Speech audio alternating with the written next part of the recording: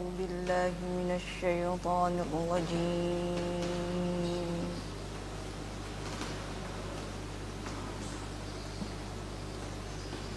بسم الله الرحمن الرحيم.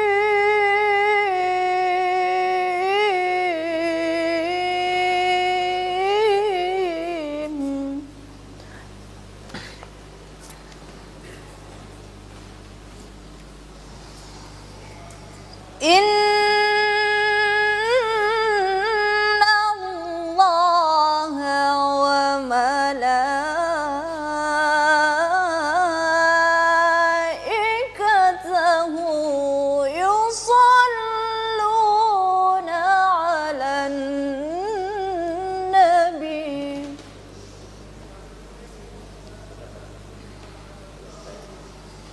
يا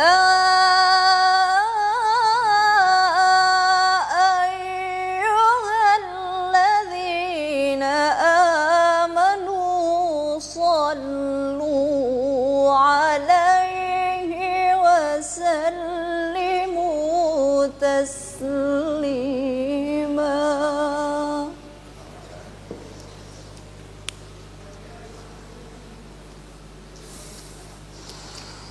إن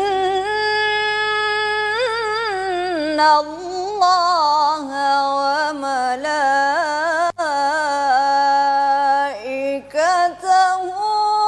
يصلون على النبي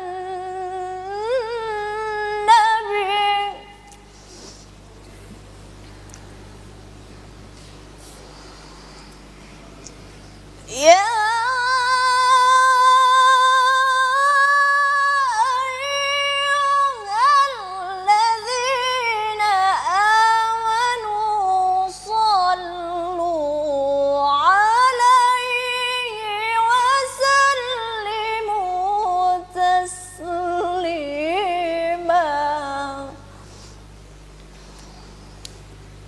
يا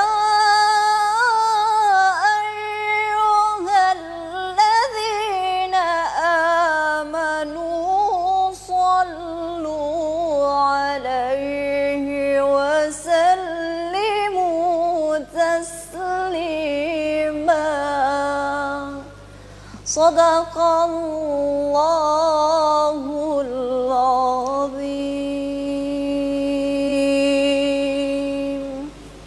Sadaqallahul azim. Bismillahirrahmanirrahim. Assalamualaikum warahmatullahi wabarakatuh.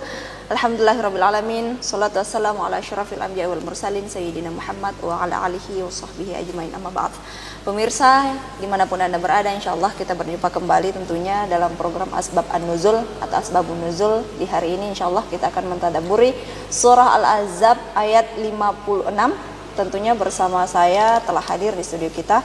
Saya akan perkenalkan terlebih dahulu. Selamat datang kami ucapkan kepada Ustaz Ahmad Multazam, SPD MSI. Assalamualaikum Ustaz. Waalaikumsalam warahmatullahi wabarakatuh. Iya Ustaz, hari ini kita tentunya akan membahas tentang keutamaan atau fadilah mengucapkan sholawat atau fadilah atau kemuliaan bersolawat. Seperti itu mungkin dasarnya. Kita akan memulai. Saya akan tentunya mempersilakan Ustaz di segmen awal ini untuk menjelaskan apa-apa saja yang menjadi kebutuhan di dalam surah Al-Ahzab ini ayat 56 ini. Kita akan tadabburi bersama pemirsa. Saya akan mempersilahkan Ustaz untuk mengawali. Silakan. Ya, terima kasih. Assalamualaikum warahmatullahi wabarakatuh. Waalaikumsalam warahmatullahi wabarakatuh. Alhamdulillahirabbil alamin wassalatu wassalamu ala Rasulillah sayyidina Muhammadin wa ala alihi wa ashabihi ajmain. Qala Allah Ta'ala fi kitabihil karim, a'udzu billahi minasyaitonir rajim. Bismillahirrahmanirrahim. Innallaha wa malaikatahu yusholluna 'alan nabi. Ya ayyuhalladzina amanu shallu 'alaihi wa sallimu taslima. Pemirsa TVRI di mana saja berada. Ya. Malam hari ini pembahasan tentang bagaimana kemuliaan serta eksistensi salawat itu sendiri. Nah, berbicara tentang salawat, kita tidak bisa lepas dari ayat Al-Quran dalam surah Al-Ahzab ayat 56 yang saya bacakan tadi. Innallaha wa malaikatahu yusalluna 'alan nabi. Ya ayyuhalladzina amanu sallu 'alaihi wa sallimu taslima.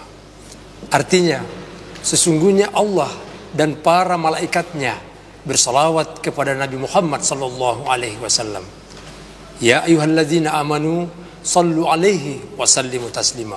Hai orang-orang yang beriman, bersalawatlah dan membacakanlah salam secara sempurna kepada Rasulullah sallallahu alaihi wasallam. Ayat ini yang pertama adalah diawali harfu inna. Dalam qawaidul lughatil arabiyah, inna ini dikenal dengan huruf littaukid atau lil istidrakil qadriyah. Artinya ayat yang diawali harfu inna itu menandakan bahwa benar-benar ini terjadi. Jadi Allah sendiri yang menjustifikasi ayat itu bahwa benar ini terjadi.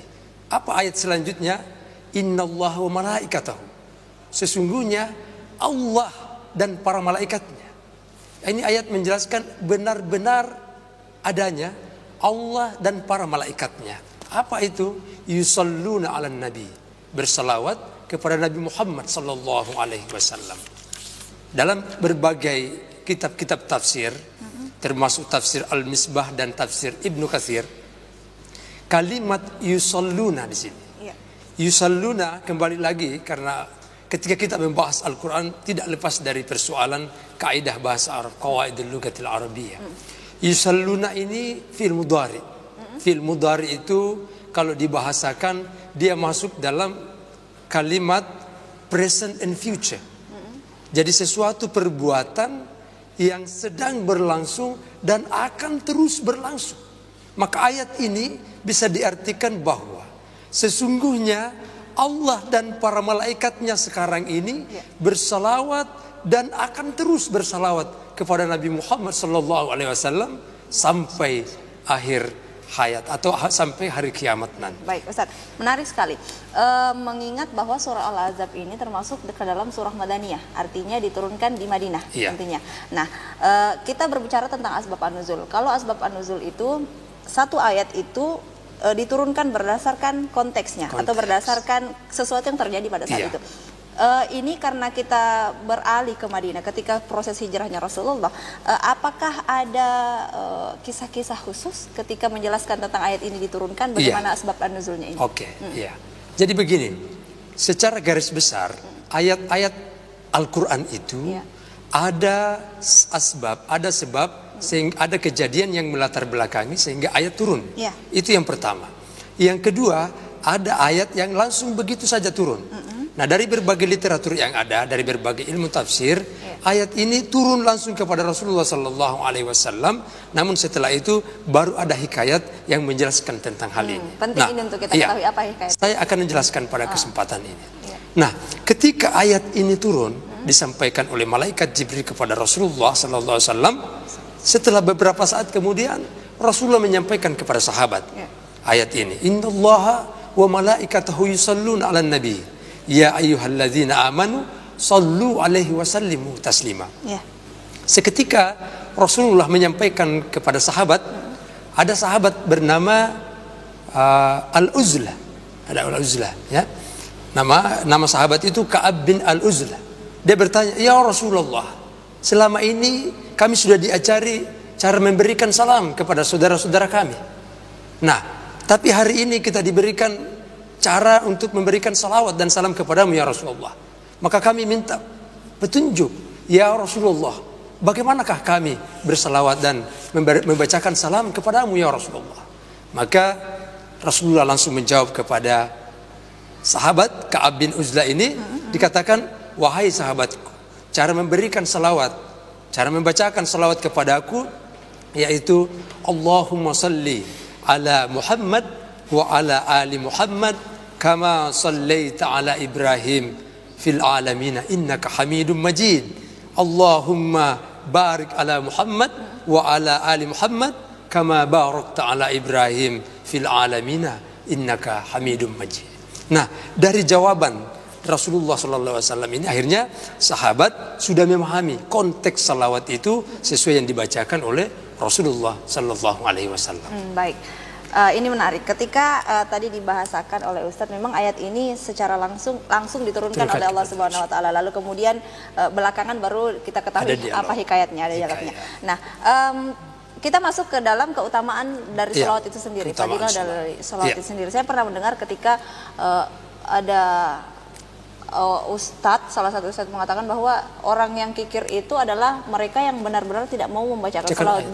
Bukan ketika mereka tidak mau bersedekah, tetapi sesungguhnya yang kikir itu kita bisa lihat ketika tidak membacakan sholawat kepada Rasulullah SAW. Kalau kita tahu tentang bagaimana keutamaan dan fadilah sholawat ini, mungkin setiap saat kita akan bersolawat. Nah, ini penting untuk kita bahas, Ustaz. Mungkin di-share, Ustaz, apa saja keutamaan-keutamaan atau fadilah dari sholawat itu sendiri? Iya, banyak sekali fadilah atau kemuliaan sholawat itu sendiri. Namun sebelum saya membahas tentang fadilah atau kemuliaan sholawat tadi, saudari menyampaikan bahwa bagaimana tentang perihal ketika Rasulullah pernah menyampaikan kepada sahabat, tahukah kalian siapakah yang paling kikir di antara kalian? Nah, suatu ketika Rasulullah menyampaikan kepada sahabat, ya sahabat, tahukah kalian siapakah yang paling kikir di antara kalian? Akhirnya Rasulullah menjelaskan dalam hadisnya, mengatakan, yaitu ketika mendengar nama aku disebutkan, tapi kalian tidak bersalawat kepada aku. Itulah abkhalun nas, kata Rasulullah, orang yang paling sekikir-kikirnya manusia.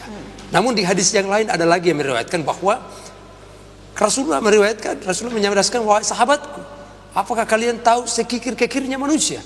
Abkhalun nas, kata Rasulullah. Lalu Rasulullah menjawab dan menjelaskan bahwa manusia atau umatku yang paling kikir di antara kalian adalah orang yang bersalawat kepadaku tapi tidak bersalawat kepada keluarga-keluargaku. Ya. Itu jadi perihal tentang bagaimana posisi eksistensi daripada salawat itu sendiri. Baik, kita bicara tentang posisi ketika kita bersalawat kepada Rasulullah langsung, lalu kemudian yang lebih kikir lagi tidak bersalawat kepada keluarganya. Nah, mungkin ada bunyi salawat khusus, mungkin bisa di-share kepada pemirsa. Iya, saya banyak sekali. Tentu tadi dalam konteks tadi hikayat setelah turunnya ayat, memang yang dicontohkan Rasulullah itu Allahumma salli ala Muhammad wa ala ali Muhammad. Kenapa disambung wa ala ali Muhammad?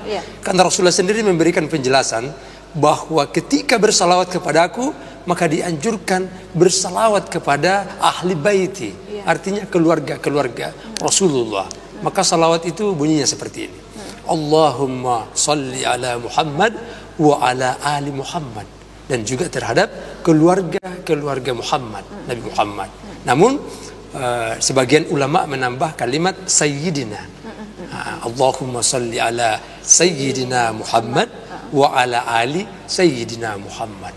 Ya, karena itu dijelaskan bahwa kita menyampaikan ini kata sayyidina lil ihtiram kepada Rasulullah, untuk memuliakan Rasulullah sallallahu alaihi wasallam. Kemuliaan Rasulullah tentunya tidak diragukan lagi, Ustaz. Saya penasaran dengan ayat ini karena memang ayat ini sangat populer di kalangan kita ketika ayat ini kemudian turun di Madinah, lalu kemudian penjelasan tentang tafsirnya sendiri secara bahasa ini, secara orang awam ini kita melihat tafsirnya bahwa Allah kemudian bersolawat kepada Rasulullah. Orang kemudian berkata, berarti Allah juga mengatakan Allahumma sholli ala sayyidina Muhammad. Nah, tidak ini demikian. Tidak demikian mungkin, itu yang harus saya jelaskan. Ya, itu bisa dijelaskan, Pak Ustadz. Karena pemikiran kita bagi orang awam itu, ya berarti Allah ini seperti ini. Padahal sebenarnya tidak demikian. Nah, ini penting, Ustadz. Bisa di-share sedikit. Pemirsa TVRI di mana saja berada. Nah, inilah perlunya kita belajar tafsir Al-Quran. Tentunya ketika belajar tafsir, kita harus banyak mendengar penjelasan dari para ulama, para mufassirin.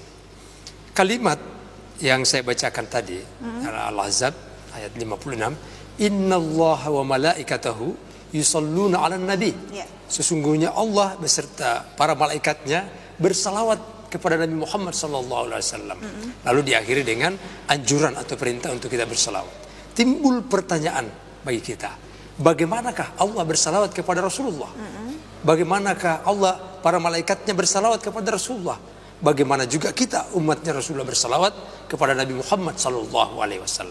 Ulama menjelaskan bahwa ketika Allah bersalawat kepada Nabi Muhammad SAW, yaitu Allah menurunkan rahmat kepada Rasulullah SAW. Begitupun juga ketika kita sebagai umat Rasulullah bersalawat kepada Nabi Muhammad sallallahu alaihi wasallam, kita akan diberikan salawat. Allah akan bersalawat kepada kita. Namun salawatnya tidak membaca salawat. Namun ketika Allah bersalawat kepada Rasulullah atau Allah bersalawat kepada hamba-hambanya, yaitu Allah melimpahkan rahmat dan aneka anugerahnya kepada kita sekalian. Itu kalau Allah bersalawat. Baik, kita garis bawahi ini. Salawatnya Allah itu bukan berupa ketika bersalawat secara lisan, tetapi berupa rahmat. Nah, ini rahmat ini sendiri, Ustaz, rahmat itu sendiri kan kajiannya luas. Bisa berarti kita selalu diberikan kesehatan, perlindungan dan sebagainya. Bagi mereka yang sama sekali tidak punya hasrat untuk bersolawat, lalu kemudian tidak ada pengetahuan tentang solawat itu sendiri.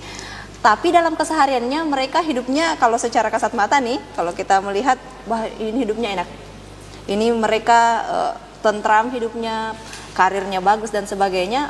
Iya. Kita melihat secara kasat mata ini justru dirahmati oleh Allah. Tetapi kalau melihat dari sisi lain, mereka justru tidak bersolawat kepada Allah. Ini tidak berbarengan dengan yang kita jelaskan. Ya, jelas bahwa rahmat ini sangat luas. Bahwa kebahagiaan di dunia dan akhirat ini tidak bisa diukur dari secara kasat mata saja. Toh kita biasa melihat beberapa saudara-saudara kita bergelimangan harta, mobilnya puluhan bahkan berbagai macam aset dan segala macam, tapi belum tentu dalam hatinya itu bahagia. Maka di dalam Islam, agama kita, dianjurkan keselamatan atau kebahagiaan itu tidak bisa diukur dengan secara kasat mata. Baik, kita tahan dulu kan. Ternyata kebahagiaan itu tidak diukur dengan harta benda yang kita miliki, bahkan pangkat yang kita miliki. Tapi sebentar kita akan jelaskan kembali. Pemirsa, tetap bersama kami, kita kembali saat lagi.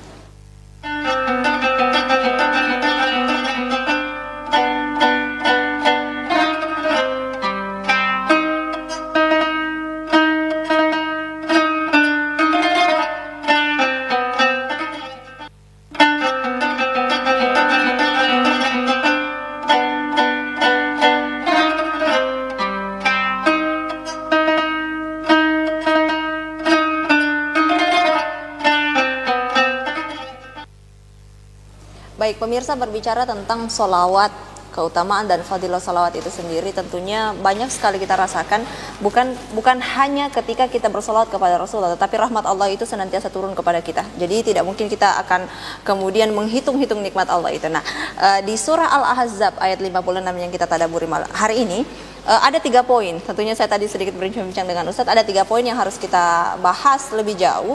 Kemudian tentunya solawatnya Allah kepada Rasulullah tadi sudah digarisbawahi bahwa bukan berupa lafaz tetapi berupa rahmat kepada Rasulullah. Nah, yang kemudian adalah malaikat. Malaikat ini bagaimana bentuk salawatnya kepada Rasulullah, Ustadz? Bisa di-share? Tadi saya sudah jelaskan bahwa bagaimana salawatnya Allah kepada membaca salawat atau kepada Rasulullah. Nah, sekarang pertanyaan yang kedua adalah bagaimana salawat malaikat kepada Rasulullah atau bagaimana salawat malaikat kepada kita yang membaca salawat ini. Nah, para mufassirin menjelaskan bahwa ketika malaikat bersalawat kepada Rasulullah atau malaikat bersalawat kepada kita, maka dia memohonkan ampun kepada Allah. Ya Allah, berikanlah ampunan kepada hamba yang rajin, yang senantiasa dan istiqomah bersalawat kepada Rasulullah sallallahu alaihi wasallam. Kita bisa bayangkan berapa ribu malaikat yang akan memohonkan ampun kita kepada Allah Subhanahu wa taala. Ini saya kira berdasar dari hadis-hadis Rasulullah sallallahu alaihi wasallam, betapa mulianya itu salawat. Rasulullah pernah bersabda, "Man shalla alayya salatan sallallahu alaihi asyran." Siapa umatku, kata Rasulullah, yang bersalawat kepada aku 1 kali, Allah akan bersalawat kepadanya 10 kali. Wa man shalla alayya asyran sallallahu alaihi mi'ah. Barang siapa, kata Rasulullah, bersalawat kepada aku 10 kali, Allah bersalawat kepadanya 100 kali. Wa man shalla alayya mi'ah sallallahu alaihi alfan. Siapa yang bersalawat kepada aku, kata Rasulullah, 100 kali, Allah bersalawat kepadanya 1000 kali. Dan lalu hadis ini ditutup dengan kata Rasulullah, wa man shalla alayya alfan fabashshirhu bil jannah. Siapa yang bersalawat kepada aku 1000 kali, maka kata Allah, ya Rasulullah, akan kami perlihatkan kepadanya balasan surga sebelum ia meninggal dunia. Namun penjelasan ini masih perlu didalami lagi. Bagaimana penjelasan para ulama?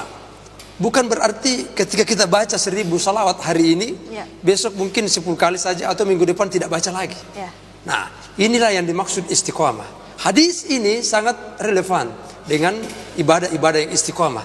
Yang dimaksud di sini adalah orang yang senantiasa membaca salawat. Kalau kemampuannya 100 kali, maka dia harus istiqamah 100 kali setiap hari sampai dia meninggal dunia. Atau kalau mampu baca salawat 1000 kali, maka dia harus membaca istiqamah setiap hari sampai dia meninggal dunia. Istiqomahnya ini Istiqomahnya yang susah. ini. Maka Rasulullah menjelaskan al-istiqamatu khairun min alfi karamah. Satu kegiatan zikir, satu amalan ibadah yang istiqamah, itu lebih mulia daripada 1000 kemuliaan para wali Allah subhanahu. Subhanallah. Nah, sehingga ada suatu hikayat yang menarik. Ini akan bisa memberikan semangat tersendiri bagi kita yang rajin berzikir atau rajin bersalawat kepada Rasulullah. Suatu ketika di negeri Yaman, seorang ibu dikebumikan sudah puluhan tahun dikebumikan. Nah, namun suatu ketika di negeri Yaman itu lagi ada mayat yang ingin dikebumikan lagi. Tapi kebetulan di samping makam ibu tadi ini. Singkat cerita, digali makamnya tadi ini, sang penggali makam tadi ini tidak sengaja mengenai tubuh ibu yang sudah dimakamkan puluhan tahun yang lalu. Yang mengherankan kemudian adalah, jangankan tubuh ibu ini yang sudah meninggal puluhan tahun, tubuhnya hancur dimakan ulat, selembar kain kafannya pun tidak hancur. Lalu warga mencari tahu siapa gerangan ibu ini. Nah, akhirnya ditemukan masih ada anaknya yang masih hidup. Lalu ditanyakan, para warga bertanya kepada anak tadi ini, apa gerangan amalan ibumu ketika masih hidup? Sehingga dia diselamatkan oleh Allah. Jangankan bagian tubuhnya hancur, satu lembar kain kafan pun benangnya pun tidak hancur. Maka anaknya rileks saja menjawab, ibu saya ini ilmunya biasa-biasa saja. Ibadah salat malamnya juga standar-standar saja. Dia juga bukan alim fakih apa ya segala macam. Namun warga ini yang penasaran bertanya lagi, mesti ibumu ini mempunyai amalan yang istiqomah. Sehingga Allah memperlihatkan keselamatannya ini. Namun akhirnya anaknya menjawab, yang saya tahu ibu saya ini istiqomah membaca sholawat setiap hari sampai dia meninggal dunia. Nah, hikayat ini sangat jelas bagi kita, bisa dijadikan ibrah, pelajaran yang sangat besar, betapa mulianya kita membacakan sholawat kepada junjungan Nabiullah Muhammad sallallahu alaihi wasallam. Subhanallah. Iya. Baik, Ustaz. Menarik sekali ketika tadi dikatakan bahwa sholawatnya malaikat kepada Allah kepada Rasulullah itu ini justru memohon ampunkan kita manusia yang membaca. Nah, dalam berbagai hal atau dalam hal apa saja, dalam keadaan apa saja, manusia itu kemudian mendapatkan sholawat dari malaikat. Apakah kemudian seperti yang dijelaskan tadi, mereka yang istiqomah dalam berzikir, ataukah ada kegiatan-kegiatan lain yang harus kita lakukan sehingga sholawat yang malaikat kirimkan untuk kita itu justru sampai kepada kita? Iya, jadi seperti yang saya katakan tadi, apapun zikir, apapun amalia yang kita lakukan itu adalah, yang terpenting adalah istiqomahnya. Kalau kita ingin benar-benar mengharapkan salawat para malaikat atau malaikat memohon ampunkan kita kepada Allah Subhanahu wa taala, maka kita harus punya keistiqomahan dalam setiap hari salawatnya. Dan dalam hal ini, dalam Islam tidak memaksakan harus 1000, 10.000, sekian ribu. Tapi istiqomahnya kalaupun hanya kita mampu 100 kali dalam satu hari, yang penting setiap hari itu adalah istiqomah. Nah, insya Allah dari penjelasan Rasulullah SAW kita akan dimohon ampunkan para malaikat. Tapi untuk mendapatkan keistiqomahan itu sangat istimewa, Ustaz. Tetapi kita sebagai manusia biasa kadang, mohon maaf ini Pak Ustaz, manusia itu kadang keimanannya naik turun, ya seperti yang kita ketahui ya. Lalu kemudian berikut dengan semangatnya yang kemudian hari ini bisa menggebu-gebu, tapi lalu kemudian bisa surut seketika. Nah, dalam hal bersolawat, bukankah ketika Allah mengatakan Allah melihat nawaitunya, jadi namal a'malu binniyat, jadi niatnya.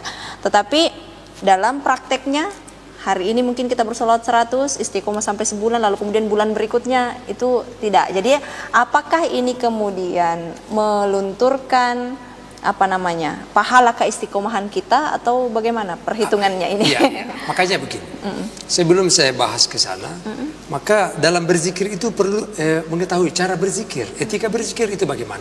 Apakah kita harus duduk saja kemudian harus berzikir tanpa mengerjakan apa-apa. Ya. Nah, maka para ulama, apalagi kita di Indonesia ini secara umum, kita dibesarkan secara kultur dalam Ahlus Sunnah wal Jamaah atau Nahdlatul Ulama, menjelaskan bahwa zikir itu ada dua. Ya. Ada zikir zahir, ada zikir yang maknawi atau ke dalam. Zikir zahir yang saya maksud di sini adalah zikir yang memang dilafazkan. Allahumma salli ala Sayyidina Muhammad wa ala ali Sayyidina Muhammad. Nah, bagaimana dalam ibu-ibu dalam beraktivitas di dapur? Apakah harus melafazkan keluar sehingga dia terhitung dalam kategori salawat? Nah, ini ulama sudah menjelaskan. Bisa kita beraktivitas, tapi dalam hati kita itu senantiasa juga berzikir. Untuk sampai kepada makom yang kemudian hati ikut berzikir kan tidak semudah itu, Ustaz. Iya, jelas. Ya.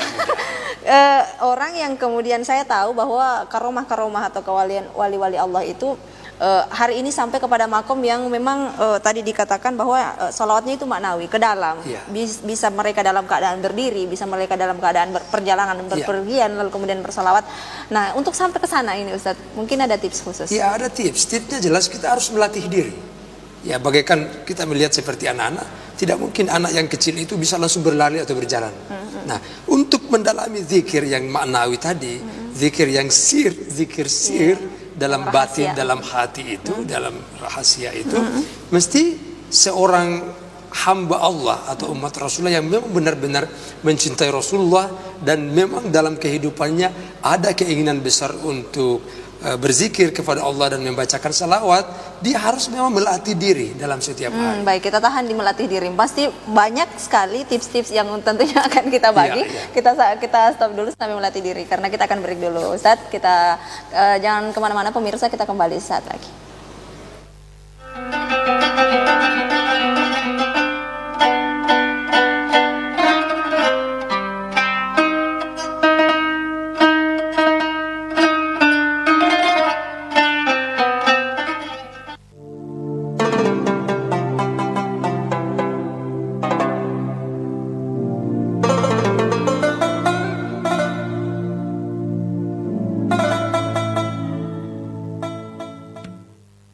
الله أكبر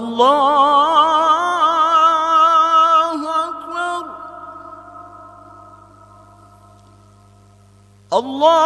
الله أكبر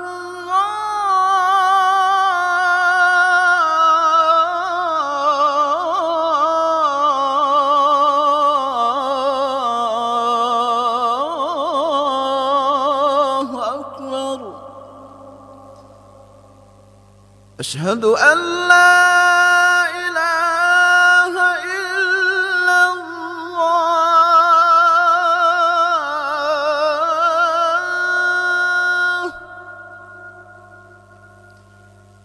أشهد أن لا إله إلا الله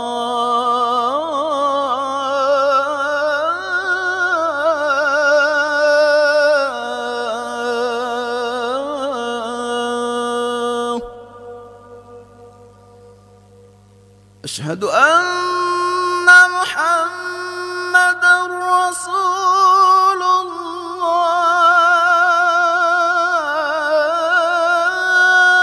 الله أشهد أن محمدًا رسول الله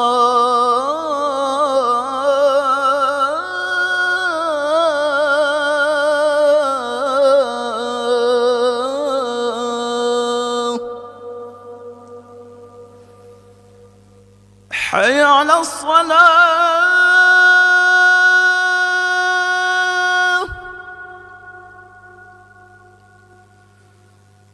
حي على الصلاة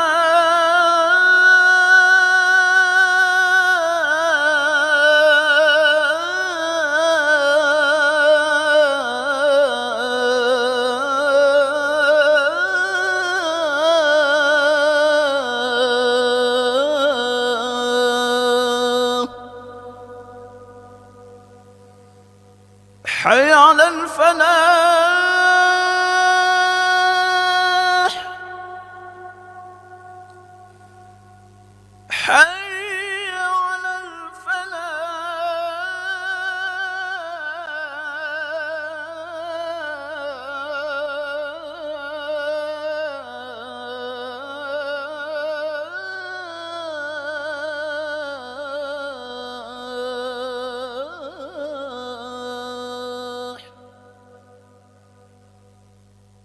الله أكبر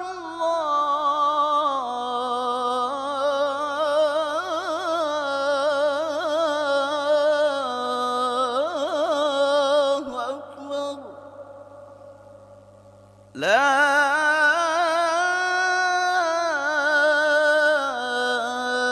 إله إلا الله. بسم الله الرحمن الرحيم.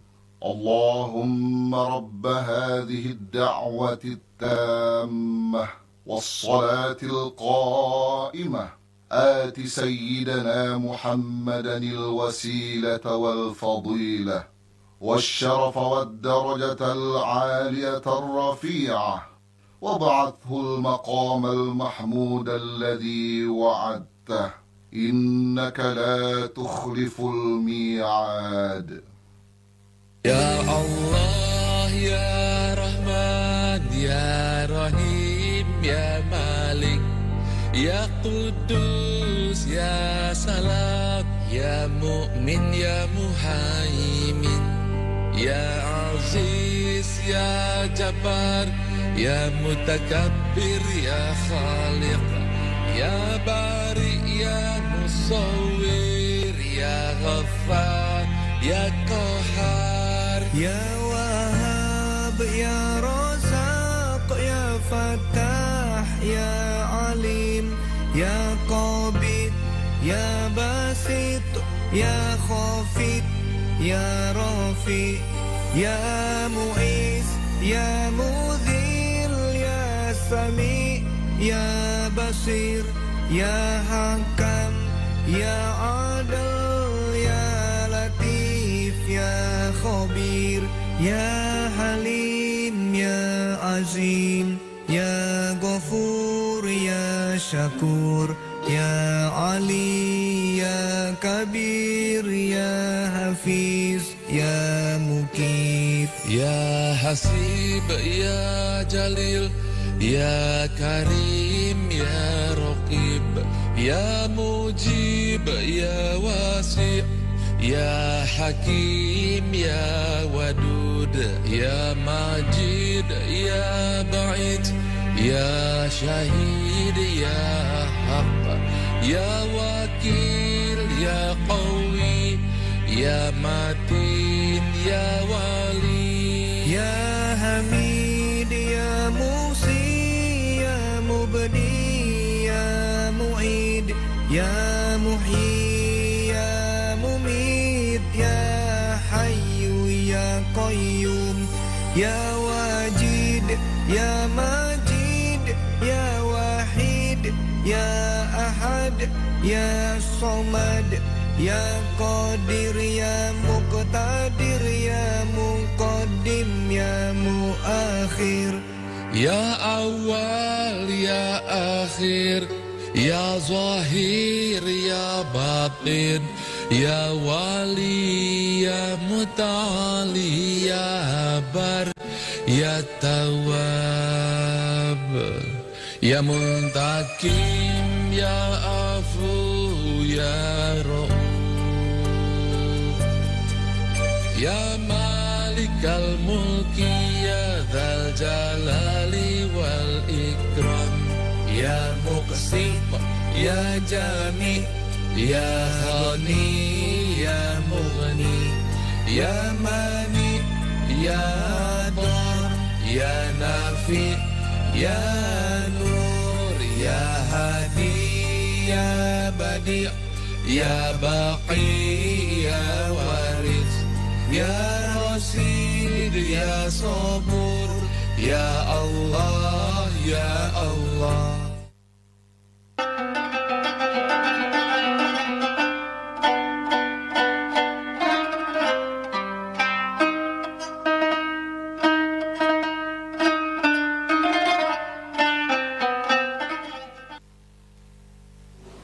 Baik pemirsa, terima kasih masih bersama kami, masih bersama Ustadz yang masih stay di sini menemani kita.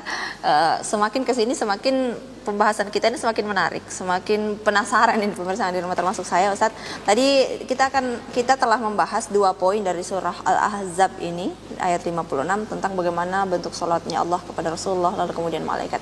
Disusul dengan kita makhluknya. Bagaimana bentuk salatnya kita lalu kemudian timbul pasti pertanyaan macam-macam salawat itu bagaimana karena memang banyak dari kita ketika kalau kita secara umum ada di Sulawesi Barat, tentunya di daerah Sulawesi ada, sedangkan bagian setiap kabupaten saja itu berbeda-beda.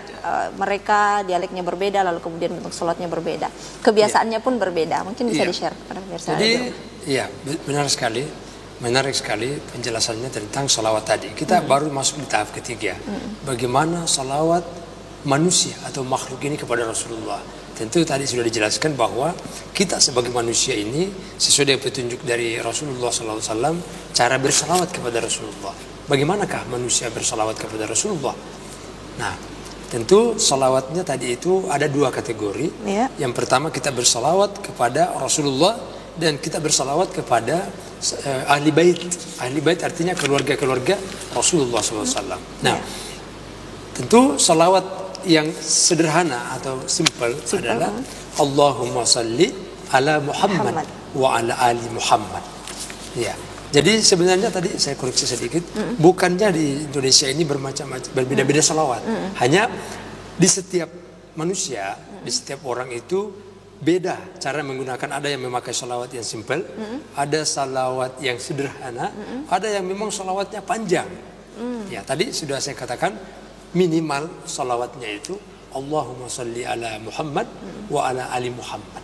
Maknanya ini kemudian tidak melunturkan pahalanya ataukah ketika simpel, ketika sederhana dan ketika panjang itu ada kriteria khusus tentang pahalanya seperti itu? Tidak ada. Hanya ini menggambarkan bahwa yang mereka yang memakai salawat yang panjang itu salah satu diantaranya adalah indikasinya mereka sangat mencintai Rasulullah SAW. Jadi mereka sangat mengagungkan. Kriteria kecintaan kita bisa dilihat dari salawat yang pendek, sederhana dan panjang.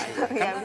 Kadang malah saya pernah membaca salah satu buku tentang macam-macam salawat, malah di situ yang paling simpel daripada simpel adalah dia hanya mengatakan sallallahu alaihi. Ya, ada juga yang mengamalkan begitu.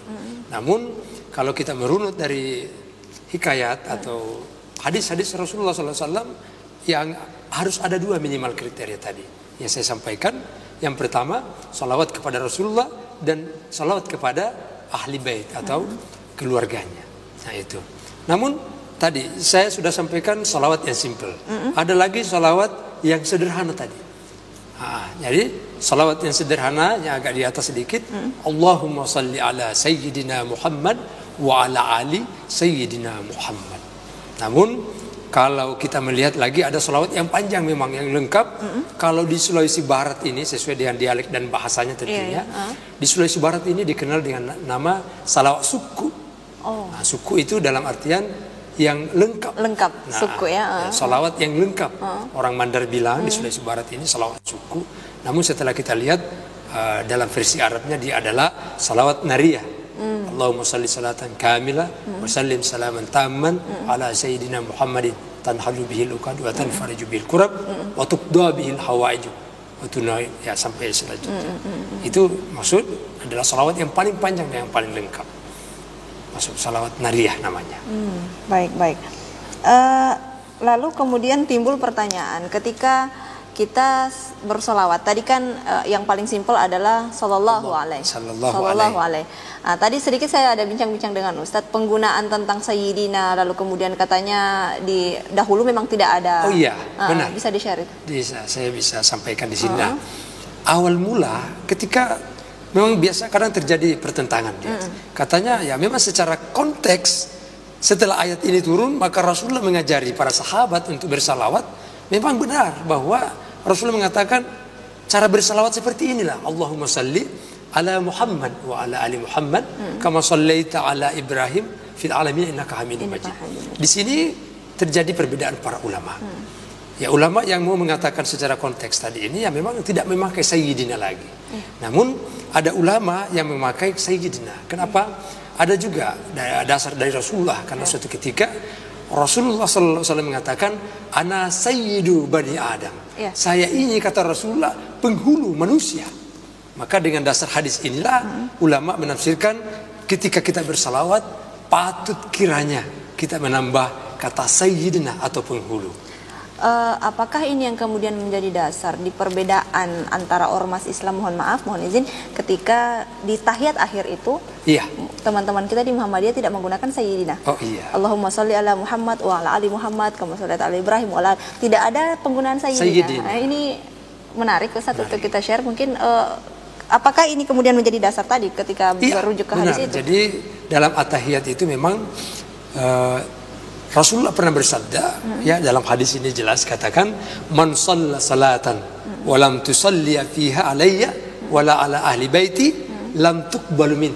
Kata Rasulullah sallallahu alaihi wasallam, barang siapa yang salat, mendirikan satu salat, lalu dalam salatnya itu tidak bersalawat kepada aku dan tidak bersalawat kepada keluargaku, lam tuqbal minhu, maka salatnya itu tidak diterima.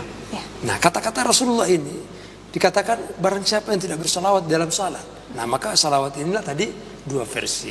Ada salawat yang standar saja, ada salawat yang menggunakan sayyidina, dan ada salawat yang tidak menggunakan. Tapi pada dasarnya semua sama. Pada dasarnya sama, hanya ketika ada tambahan penjelasan para ulama adalah lil ihtiram. Kita menghargai Rasulullah SAW. Bisa kita bayangkan, bupati saja datang ke tempat kita, mesti kita tidak menyebutkan. Seumpama Bupati Mamuju, siapa namanya? Bupati Mamuju. Habsyi Wahid. Kita tidak mungkin mengatakan kita persilakan Bapak Habsyi Wahid, menyebutkan langsung namanya. Mesti disampaikan Bapak kita, pemerintah kita, kepala daerah kita, Bapak Bupati Kabupaten Mamuju. Nah, ini bupati atau gubernur atau apa? Nah, mereka ini adalah manusia biasa yang tentunya hanya jabatan duniawi. Nah, bagaimana Rasulullah SAW? Dia adalah sang penyelamat. Dia adalah nabi dan penutup daripada nabi dan rasul. Dia yang diberikan risalah, diberikan amanah oleh Allah dan berhasil membimbing umatnya. Dan sampai dia mengatakan ana sayyidu bani Adam. Saya adalah penghulu. Maka patutlah kita menghormati dan sangat menghargai Rasulullah. Berarti bentuk kecintaan kita kepada Rasulullah bisa kemudian terlihat dari sebagaimana kita memperlakukan Rasulullah, termasuk ketika maulid seperti itu. Nah, itu kan bentuk-bentuk kecintaan. Nah, ini kenapa kemudian saya penasaran, karena beberapa waktu yang lalu memang saya ada teman yang Muhammadiyah seperti itu. Di tahiyatnya memang tidak menggunakan sayyidina. Lalu mohon izin Ustaz, mungkin bagaimana pendapat Ustaz tentang fil alamina innaka Hamidum Majid. Mereka fil alamin itu dihilangkan. Fil alamin tersendiri ini kalau makna di tahiyat itu mungkin panjangkah penjelasan ini? Iya, kan saya kira sudah jelas contoh dari Rasulullah. Konteksnya sampai fil alamina innaka Hamidum Majid. Hanya yang berbeda saja konteksnya, tambahan sayyidina saja. Jadi sesuai dengan konteks Rasulullah mengajarkan kepada sahabat tadi, ya ada sahabat Ka'ab bin Ujrah, maka Rasulullah secara gamblang menceritakan kepada sahabat bahwa cara bersalawat seperti inilah. Allahumma salli ala Muhammad wa ala ali Muhammad kama sallaita ala Ibrahim wa ala ali Ibrahim. Allahumma barik ala Muhammad wa ala ali Muhammad kama barakta ala Ibrahim fil alamina innaka Hamidum Majid. Memang dilanjutkan sampai innaka Hamidum Majid. Baik, bukan saatnya untuk bertentang apa namanya ini. Tetapi bagaimana bentuk kecintaan kita kepada Rasulullah, itulah yang kemudian kita akan aplikasikan ke dalam kehidupan sehari-hari. Bukan tentang siapa yang menggunakan sayyidina, siapa yang tidak. Justru yang digarisbawahi mereka yang tidak sama sekali bersalawat. Jadi ada sering saya sampaikan kepada pengajian di mana saja atau jamaah saya. Saya bilang begini, ketika kita bersalawat atau salat kita bersalawat, mau menggunakan Sayyidina Muhammad benar, karena jelas juga ada dasar dari hadis Rasulullah SAW, bisa juga bersalawat atau salawat dalam salat pada saat tahiyat tidak menggunakan Sayyidina Muhammad, itu benar juga. Lantas jawab saya bertanya, ya Ustaz, jadi yang mana yang salah? Saya bilang yang salah kemudian adalah yang tidak bersalawat. yang tidak bersalawat dan Iya, tidak sholat. tidak sholat. Iya. Tentu Iya, baik Ustadz. Terima kasih banyak penjelasannya, ini menarik.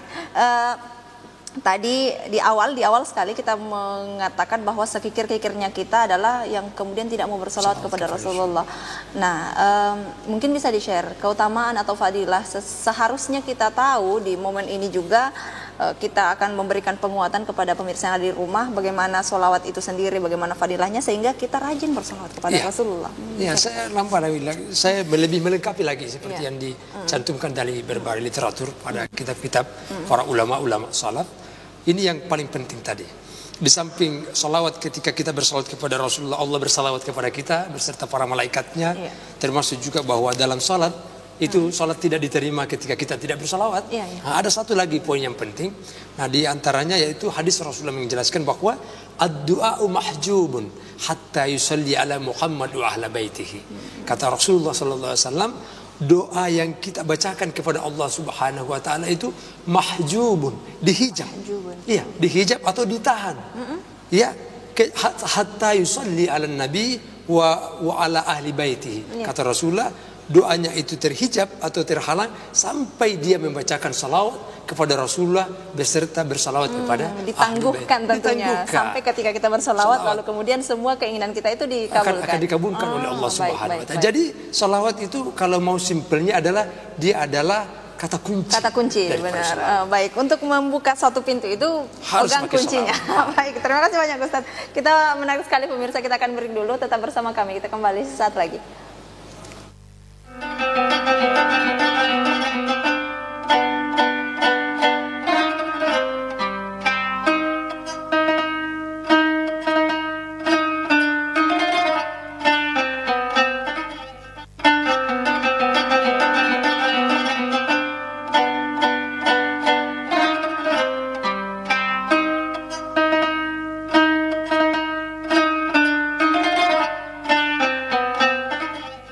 Baik, pemirsa, terima kasih masih bersama kami. Tentunya menarik sekali, semakin kesini semakin menarik pembahasan kita tentang hikayat, tentang fadilah dan keutamaan dari sholawat itu sendiri. Tadi ada beberapa hal yang disampaikan, lalu kemudian tadi saya menarik dengan penggunaan kata yang kemudian hari ini digunakan tetapi tidak digunakan di zaman dahulu, di zaman Rasulullah. Termasuk ketika Ustadz menjelaskan tentang penggunaan sallallahu alaihi wasallam. Ketika nama Rasulullah disebutkan lalu kita sudah menggunakan sallallahu alaihi wasallam. Ini sejak kapan ini Ustadz? Mungkin bisa di-share. Iya. Menarik sekali pertanyaannya dan ini perlu dijelaskan memang. Jadi sebelum saya jawab, perlu saya sampaikan, pernah ada jamaah bertanya kepada saya, apakah Rasulullah SAW juga bersalawat? Nah, jelas sekali, dan ini bagus pertanyaan supaya kita memberikan sebuah motivasi tersendiri. Kok kita tidak bersalawat? Bagaimana Rasulullah SAW? Dalam hikayat, dalam kitab-kitab para ulama salafus salih menjelaskan bahwa Rasulullah SAW juga bersalawat. Ya, bersalawat. Bahkan begitu rajinnya bersalawat, Rasulullah kalau masuk ke dalam masjid, beliau bersalawat, lantas membaca juga doa masuk ke dalam masjid. Allahumma ufirli warhamni, Allahumma ftahli abwaaba rahmatik. Ya, jadi Rasulullah bersalawat. Kemudian yang kedua, bagaimana ini sebenarnya penggunaan Sayyidina atau Sallallahu Alaihi Wasallam dan istilah-istilah yang lainnya.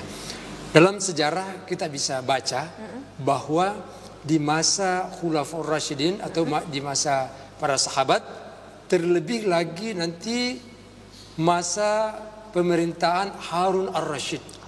Iya, Harun ar-Rasyid. Dan juga ada sejarah dikatakan juga yang lain berpendapat di abad keempat Hijriyah.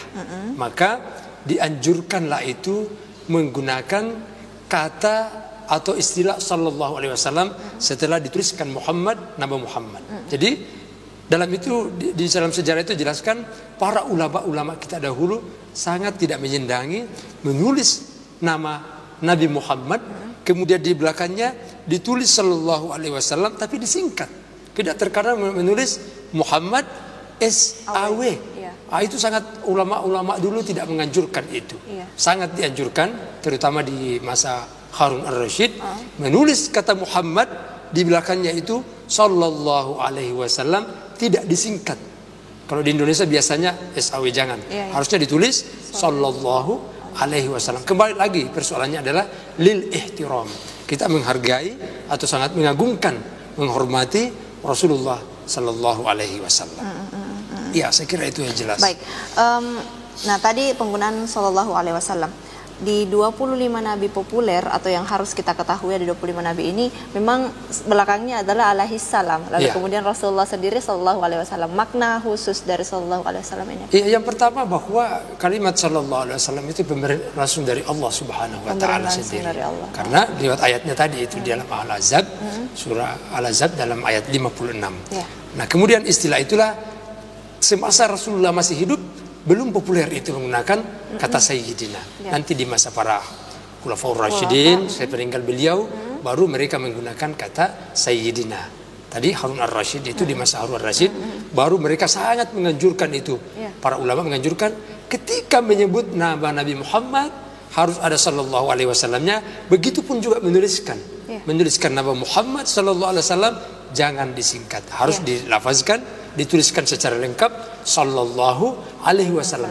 Saya kira kita bisa melihat literatur kitab-kitab kuning atau kitab-kitab gundul, ketika ada Nabi Muhammad di situ tertulis, mesti tertulis secara lengkap. Bukan hanya huruf so dan mim. Biasanya kita para santri atau mahasiswa atau pelajar lah begitu menulis kata sallallahu alaihi wasallam hanya menyingkat so dan mim saja. Sesungguhnya ulama dulu sangat tidak menyenangi seperti mana baik mereka. Itu tidak lain dan tak bukan adalah bagaimana bentuk kecintaannya para sahabat pada zaman itu kepada Rasulullah. Seharusnya sampai kepada kita hari ini, Pak Ustadz. Nah, baik, kita tarik ini ke dalam ranah kehidupan kita hari ini. Ketika melihat banyaknya fenomena yang terjadi, lalu kemudian ketika hari ini ulama dengan berbagai pemberitaan yang terjadi, seharusnya sholawat ini lalu kemudian bisa ikut merambah ke dalam kehidupan sehari-hari kita, termasuk penggunaan sholawat itu sendiri. Tadi saya sedikit ada bisikan dari teman-teman juga bahwa sholawat ini tidak hanya fadilahnya seperti yang disebutkan Ustaz, tetapi juga bisa jadi obat, bisa jadi apa dan sebagainya. Mungkin ini bisa di-share, penting untuk kita ketahui sehingga bentuk rasa kecintaan kita kepada Rasulullah itu tidak kemudian berkurang tetapi lebih bertambah, Ustaz. Iya, jelas, benar sekali bahwa sesungguhnya banyak para ulama atau para faqih, kiai-kiai kita, ketika beliau berdoa atau mungkin umatnya, jamaahnya membutuhkan doa beliau ketika ada sanak keluarganya yang lagi sakit, lantas para ulama mendoa, memberikan doa minta barokah, itu dengan salawat saja. Nah, apakah ini jelas dalam literatur atau hadis-hadis Rasulullah? Tadi saya sudah sampaikan bahwa seluruh harapan kita, seluruh permintaan kita kepada Allah itu ditangguhkan sebelum membacakan salawat. Nah, tidak heran ketika para ulama, para kiai kita ketika meminta kepada Allah, ya Allah sembuhkanlah si fulan, namun setelah meminta mohon kepada Allah untuk meminta penyembuhan, lalu ditutup dengan salawat, maka terjadilah atau doa mereka langsung diijabah oleh Allah Subhanahu wa taala dengan izin Allah sembuh penyakitnya. Kenapa? Ini adalah rahasia salawat itu sendiri. Nah, sekarang pertanyaannya, kenapa orang biasa tidak terlalu mumpuni salawatnya ketika membaca salawat seperti biasa-biasa saja? Jawabannya kemudian adalah kedekatan batin kita, kedekatan hati kita, kedekatan kehidupan kita tidak selalu menghadirkan Rasulullah Sallallahu Alaihi Wasallam. Nah, mungkin di penghujung acara ini saya ingin menyampaikan satu kisah lagi. Satu kisah menggambarkan bagaimana eksistensi daripada salawat itu sendiri. Kembali lagi di negeri Yaman dulu, ada seorang yang miskin, tapi begitu cinta kepada Rasulullah Sallallahu Alaihi Wasallam. Nah, tahun itu tidak lagi merayakan Maulid. Lantas dia berembuk sama ayahnya, ya ayah, kita harus menabung mulai hari ini supaya tahun depan kita bisa merayakan Maulid. Maka sepakatlah dalam keluarga itu mencari rezeki dan menyisipkan semua harta yang dia miliki, khusus untuk melaksanakan Maulid tahun berikutnya. Singkat cerita, tahun depan mereka kumpulkan uang tadi itu, dibelanjakanlah bahan-bahan makanan untuk merayakan Maulid pribadi di rumahnya. Nah, kemudian setelah menyiapkan makanan untuk memanggil ustaz untuk baca doa, tiba-tiba ada orang bertamu, pakai sorban dan ditemani beberapa orang di belakangnya. Dia hanya mengucapkan assalamualaikum, Setelah itu duduk, membuka sedikit makanan yang dia sajikan, tapi tidak menyantap atau memakan makanan. Setelah itu ditutup, lalu pulang langsung memberi salam kepada ahli bait atau yang punya rumah. Assalamualaikum, pulang. Iya.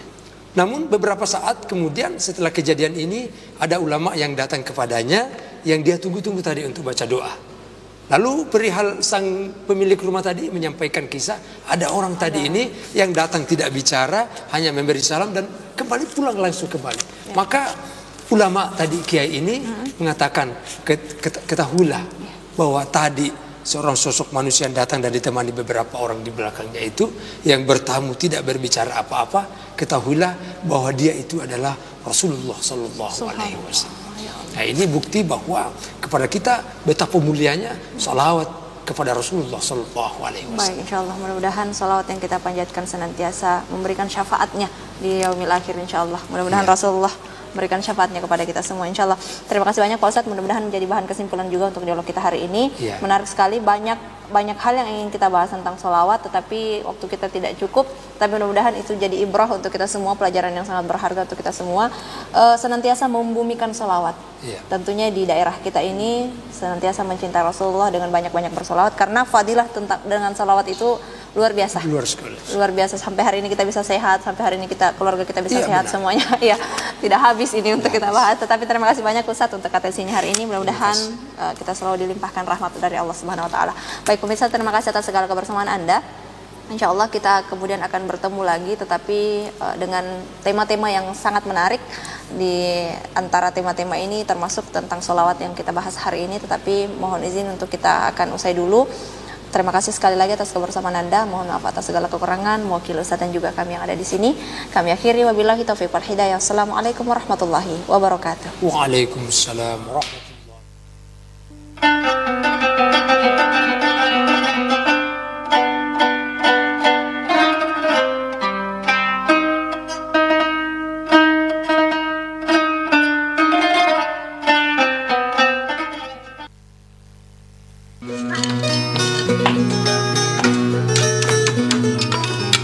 Kegigihan masyarakat Mandar dalam bertenun sudah dimulai sejak ratusan tahun lalu, berlangsung secara turun-temurun.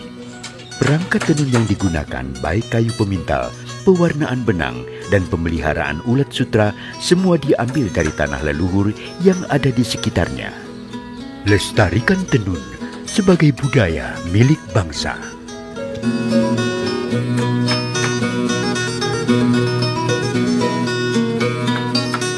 Mari kita lestarikan tenun Mandar, warisan budaya leluhur kita.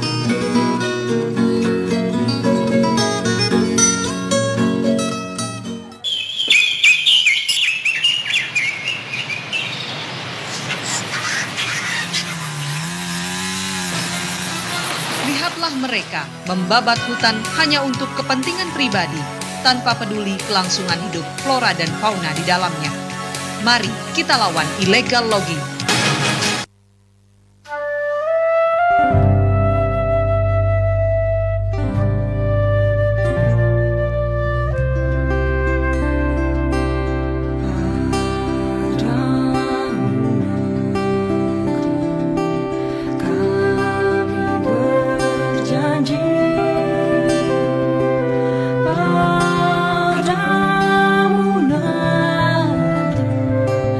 Kami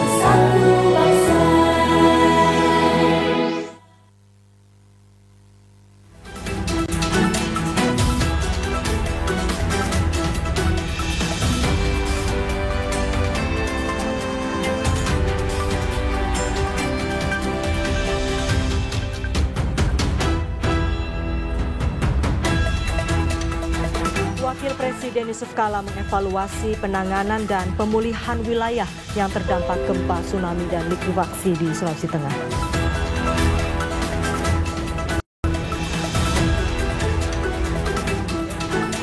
Kementerian Perhubungan akan menyusun peraturan menteri untuk mengatur